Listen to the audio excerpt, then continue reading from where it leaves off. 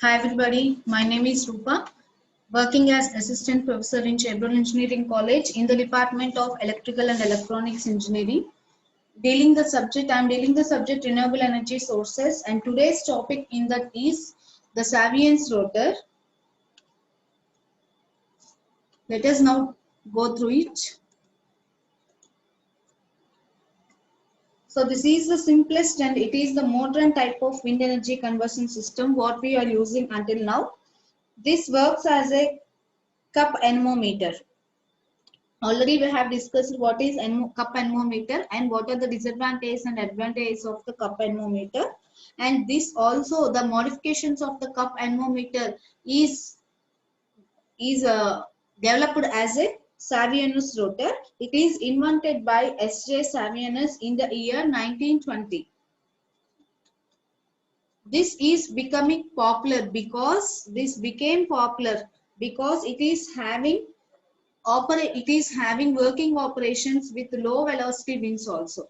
So it can operate at low velocity winds also. That's why it became more popular with this only advantage. It mainly consists of two half cylinders which are facing opposite in directions in such a way that they have almost S-shaped cross sections.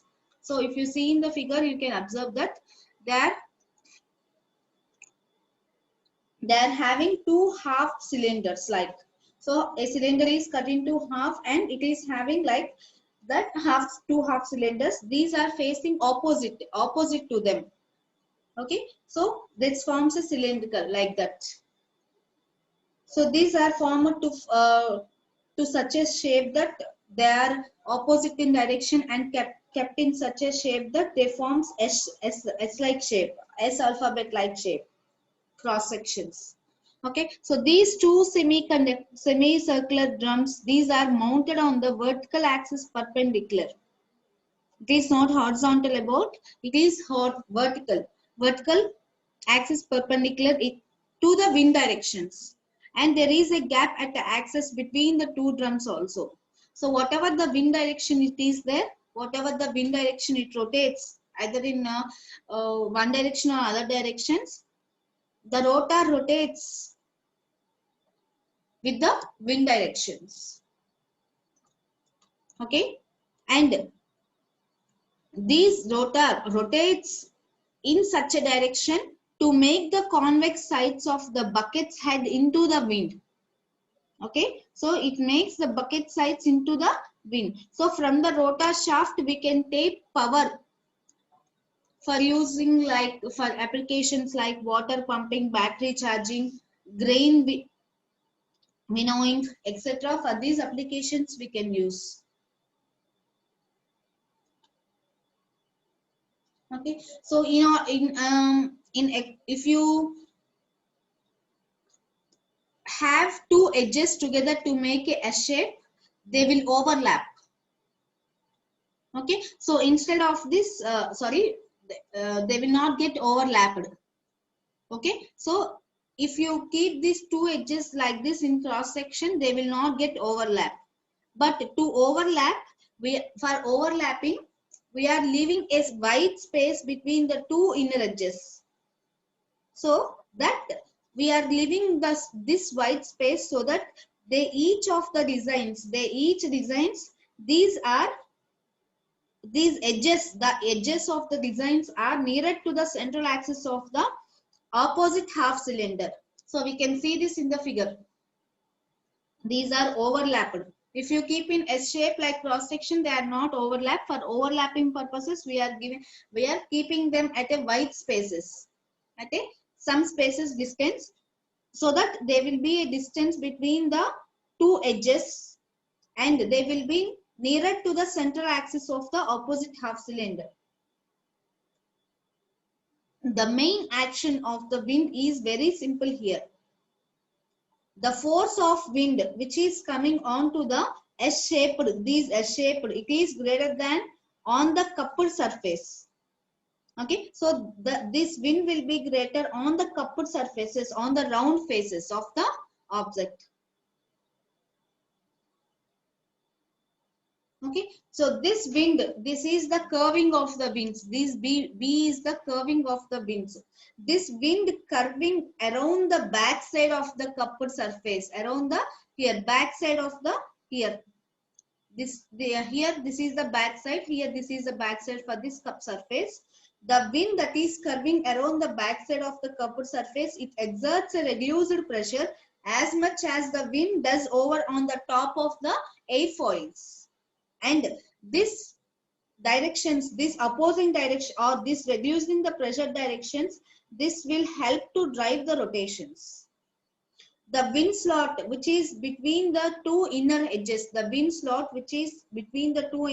of the half cylinders, it lets the air whip around inside moving forward and backward in the cup surfaces. So this will be pushing both in the direction of the rotation, either in opposite direction or the same direction. They will be pushing action of the wind blades. So the ratio of height to overall diameter, that is nothing but aspect ratio. It is called overall diameter. So this ratio of height to the aspect ratio or overall diameter of the machine, it can be varied. Okay, the value is generally less than 3 to 1. From 3 to 1 it will be varying. The power coefficient of S rotor, it is low, but this can be improved by changing the design numbers and the arrangement of the vanes. Also we can improve the power coefficient. Okay, these matters, what are the disadvantages in this has to be further researched in the modern days. Now we will see the characteristics of Savion's rotor. What are the characteristics? It is having three types of characteristics. First one is self-starting, and second one is low speed. It is self-starting. Second one is low speed. No need of self-starting means no need of any other equipment for starting purposes. But in horizontal axis, these are not self-starting. We have to make them self-starting by using some external equipments. And low speed, very low speed and low efficiency. It is also having low power coefficient and low efficiencies. We can improve by changing the designs and number of vanes, and the directions of the vanes we kept also. If you go on researching, we can improve this disadvantage and we can get high efficiencies. Okay, now we will see the advantages of Savion's rotor. Advantages and disadvantages of Savion's rotor. So coming to the first advantages of Savion's rotor, it has this it eliminates expensive power transmission system. That means this Savion's wind energy conversion system, it has a vertical axis. This vertical axis will be eliminating the expensive power transmission system from the rotor to the axis. Okay, so as it is a vertical axis machine, it does not matters much about the wind directions. So this machine performs at even low velocity wind ranges also. This is a major advantage of the Savion's rotors. Second one, it has a low cut-in speed. Okay, has low cut-in speed. Cut-in speed means it is the minimum speed required for the wind turbine to rotate, and cut-out speed is the maximum speed with which the wind turbine will be rotating. So it has its low cut-in speed, means at low velocity winds also it can manage to operate. Okay, so it has low cut-in speed means the wind speed required for the switching electric power into the line is low. So it produces power effectively in wind as low as, what is the minimum wind speed means 8 kilometers per hour. So this is the minimum cut-in speed that is required for the machine to operate. So this is also the used for most propeller type windmills. Okay, so actually propeller type windmills or machines requiring about 16 kilometers per hour are used for effective operation.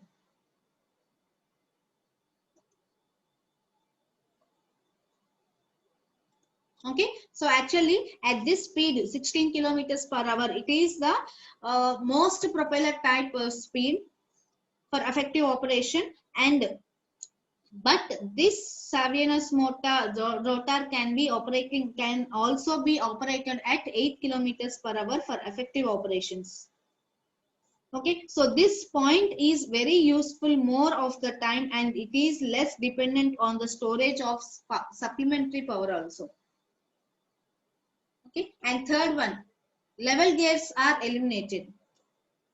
Okay, so actually in common with all the vertical axis machines, the Savion's rotor, this has an advantage that weight of the electric generator is carried out out at ground level only. Okay, so if you carry it out at ground level, there is no use of level gears. Okay. Next, this is not a very important advantage. And fourth one is the cost is lower. Okay, so the cost of the vertical axis wind turbine is significantly lower than that of the standard wind turbines. And fifth one is it is having simple structure. So if it is having simple structure, we can manufacture it easily. Simple structure. Next, sixth one is yaw and pitch controls are not needed. Okay, so this is the major disadvantage. Yaw and pitch controls, these are not needed to bring the wind turbine into wind or operating in high speeds. So at the time of operating in high speeds, we have to control this yaw and pitch. So we have to separately have the equipment of these controls, yaw and pitch controls, but it is not the case in this. This is not a tracking device. With the wind speeds at very low speeds also it can operate, so we are not requiring any yaw and pitch controls. So at constant speed, vertical axis wind turbine automatically stalls at high wind speeds. Okay, next one, seventh one is ground level mounting for generator and gearing system permits easy access.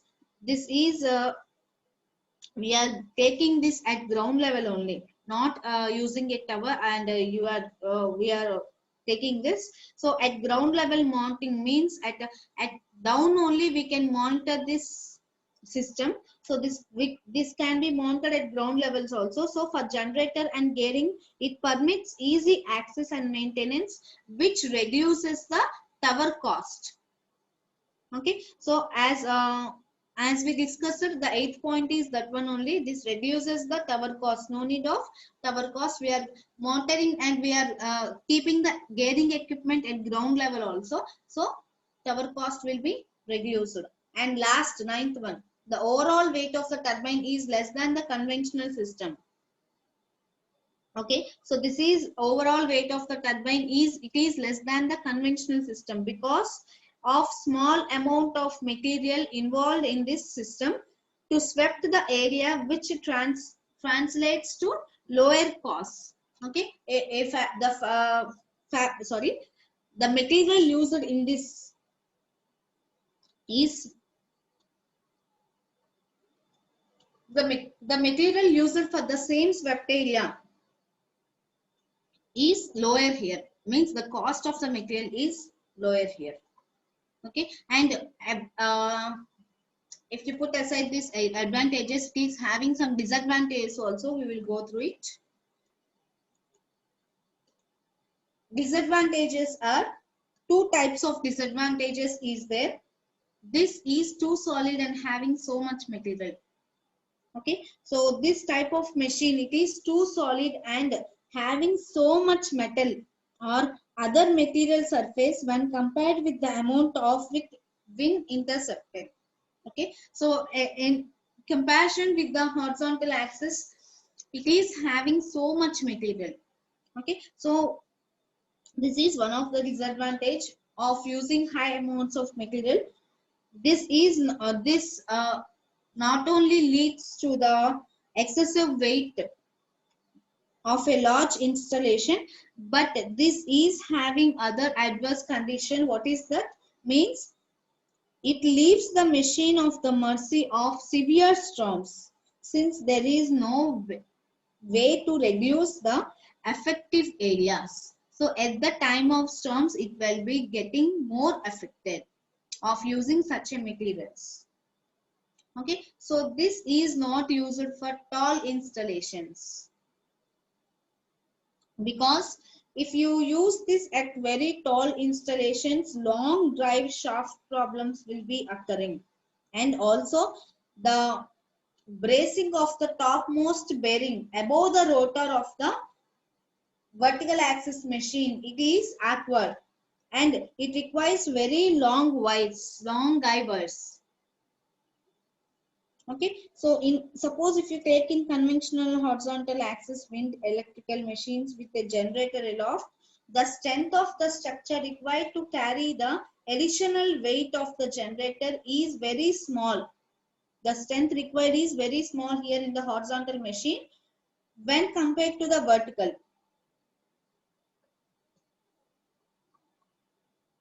Okay, so this will be severe if you take this condition. It will be severe at it will be worse at severe storms.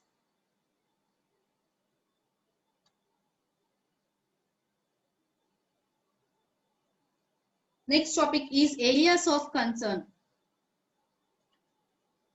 So this Savionus rotor, it has moderately good efficiency and it is having a satisfactory starting characteristics. Okay, so no losses, no torque at the start, at the time of starting. We can go on with satisfactory character.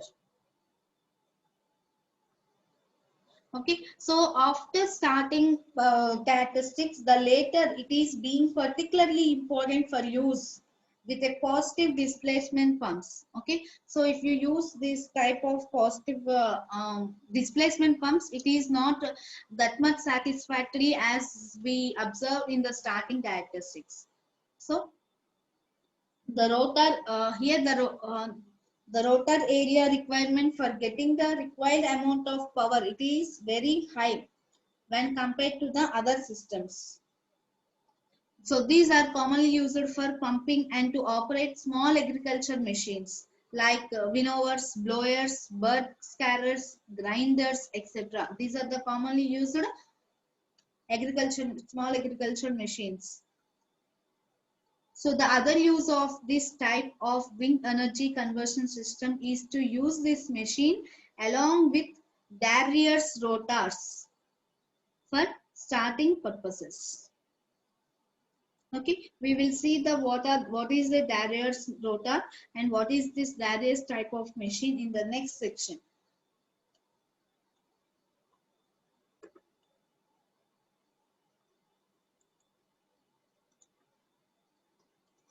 So this is Darrier's type machine.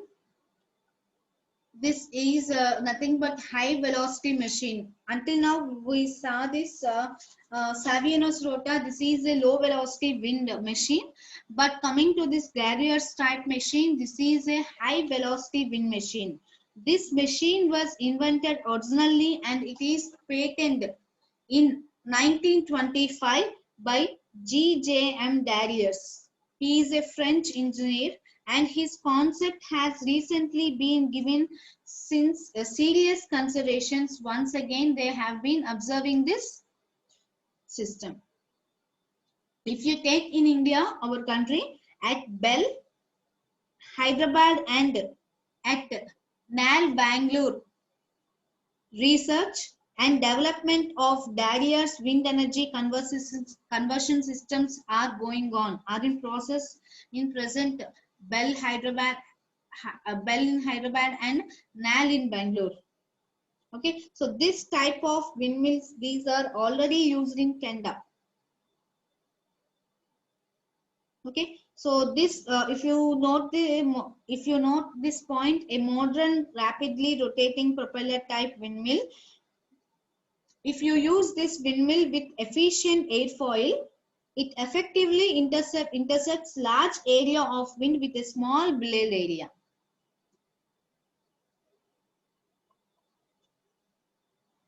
Okay, so for this sweeping a large area with a small blade area, we have to equip it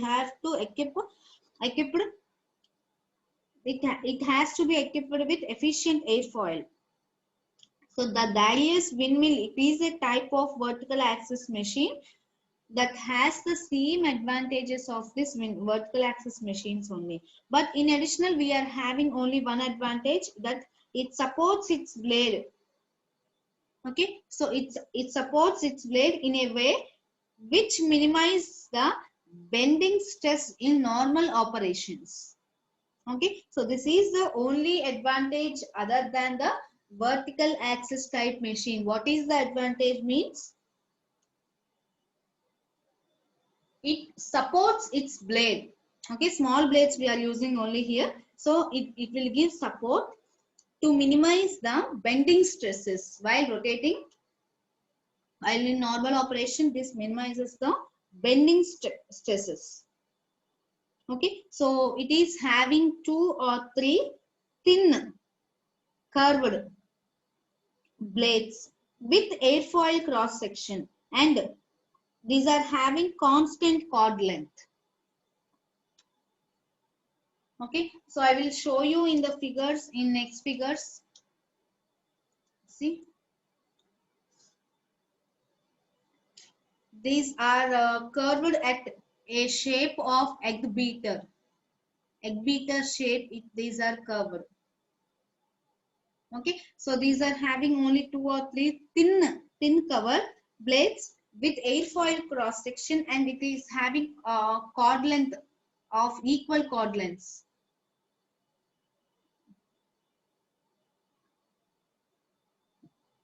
These both ends of the blades, these are attached to a vertical shaft. Okay, this is the vertical shaft. So both ends of the blades are attached to the vertical shaft. Okay, so if you attach like this, the force in the blade due to rotation is pure tension. Okay, here only it will be tension, and it is somewhat reducing the stress on the blade. So this type of attachment also provides a stiffness to help to withstand the wind forces it is experiencing. So these blades can be that much lighter when compared to the propeller types. So if you take this much thin blades, we have to have a doubt that what will be happening to these blades if at all these are if at all a storm occurs, because we are taking 2 or 3 blades of thin structures. Okay, so of this design, if a severe storm will be occurring, what will happen, we can get a question, but this can be depending upon the storm, and this can be unanswered. Okay, so there might be a damage or might not be, we cannot answer. So when rotating these airfoil blades, they provide a torque above the central shaft.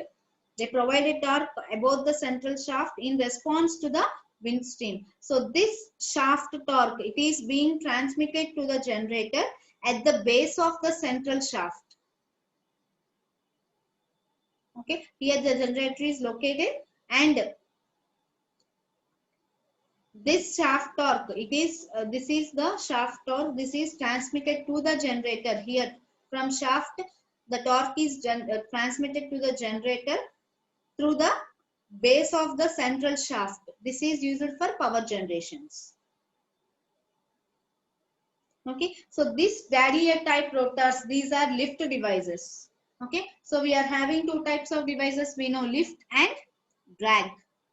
So these are lift devices, and these are having characteristics by curved blades with airfoil cross sections. Okay, so these have very relatively low solidity, and these are having high starting torques, but these are having also high tip to wind speeds. Okay, so due to this, a relatively high power outputs per given rotor weight and constant we can obtain. So various types of Darius rotor configurations have been conceived.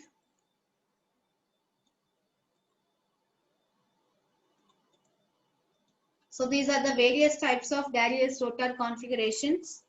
First one is Phi Darriers, delta Darriers, second one. Third one is Y Darriers. And fourth one is square Darriers.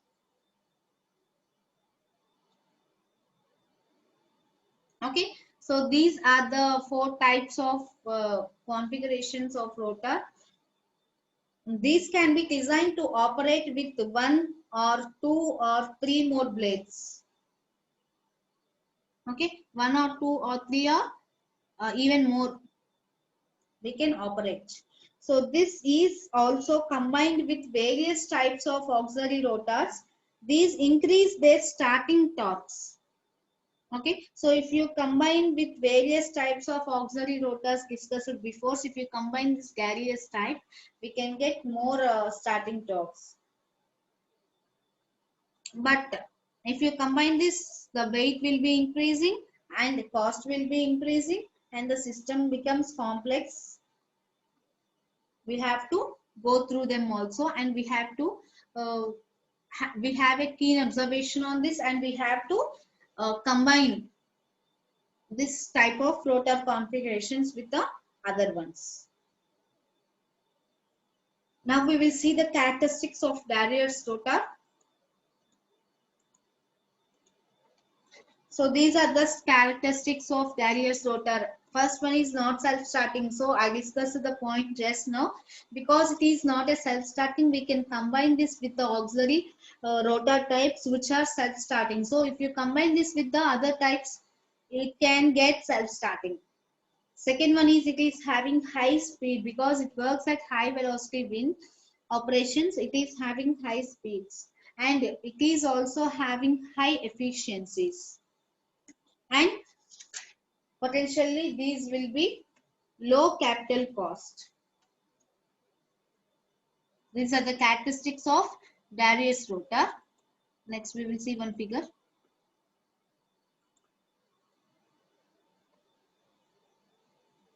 See, this is the Darrius rotor principle. So if you show or if you see as shown in the figure here,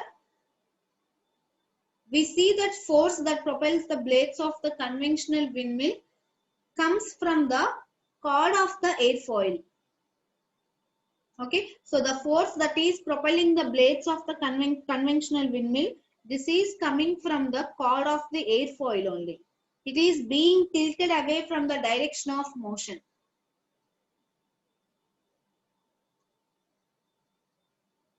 Okay, so it is being tilted away from the direction of motions. See, so that if it is getting tilted away from the direction of motions, the thrust that is almost at right angles to the airfoil, it is tilted towards the forward direction and it is having a component in that direction, forward direction only.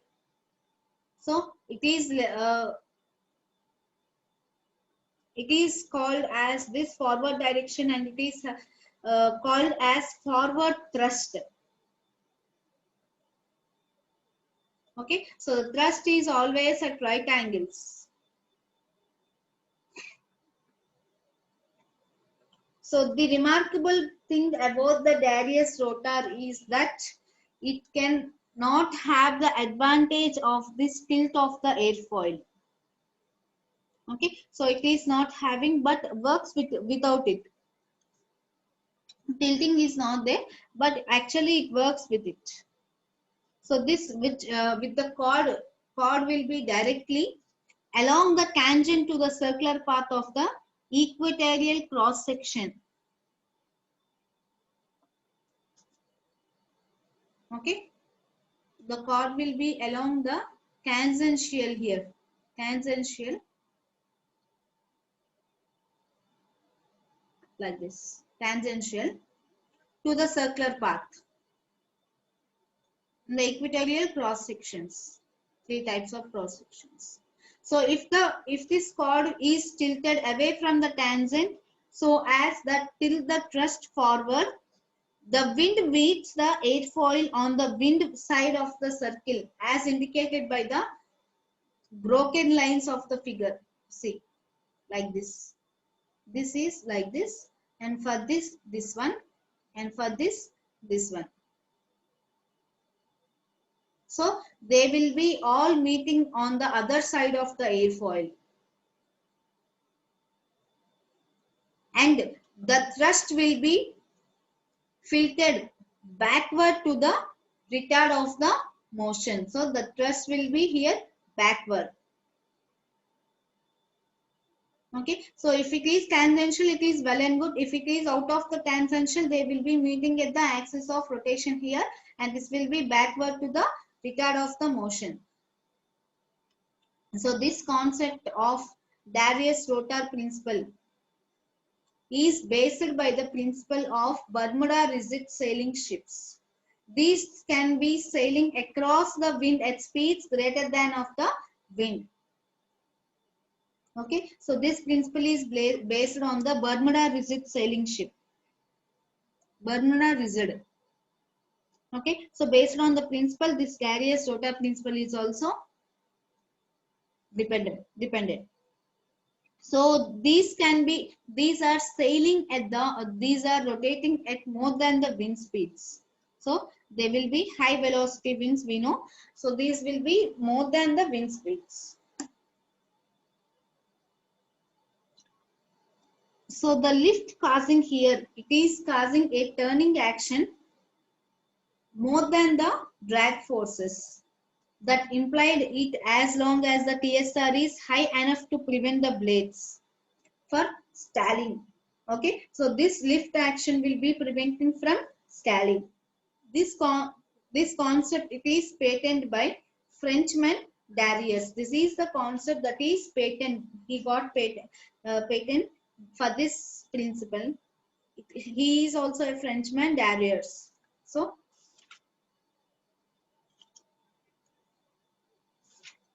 this this we have discussed before only. He is a Frenchman. It is patented by 1925. In the year 1925, this principle. So this is the principle that he got patent. So although we are having more Darius wind turbines which cannot self-start under steady wind conditions, they do rotate slowly due to the drag difference between the rounded lead edges and the sharp trailing edges of the airfoils. Okay, so we know that these are not self-starting, but these will be rotating slowly. So this slow rotation is occurring because of the differences between the round leading edges and sharp tailing edges of the airfoils. Okay, so one or two occasions there is a possibility of the condition that the machine reaches the runway speed with no load, and accidentally these will be destroying themselves. Okay, at no loads, if it rotates with more speeds, it will be get destroyed, because at starting there will be no load. So if you are attempted to make it a high speed machine, they will be getting damaged. There are also some types of high TSR horizontal axis turbines whose aerodynamic inhibit self-starting. So this required either pitch changing or electrical motive power to run them to the speeds where the blade is unstalled. Okay, and this Darier's turbine, it is usually shaped like a egg beater in profiles. So these blades are curved in a form which minimizes the bending stresses. Okay, so this egg beaten shape is due to the main advantage to decrease the bending stresses. So in a horizontal axis machines, if you take a long straight blades, these have a bending stress. So if you take like this egg beater shape, this will be reducing the bending stresses caused by the centrifugal force. So this is called as Troposkian profile. Okay, so this egg beaten shape taking of egg beaten shape, it is called as tropospherian profiles. We will see next the advantage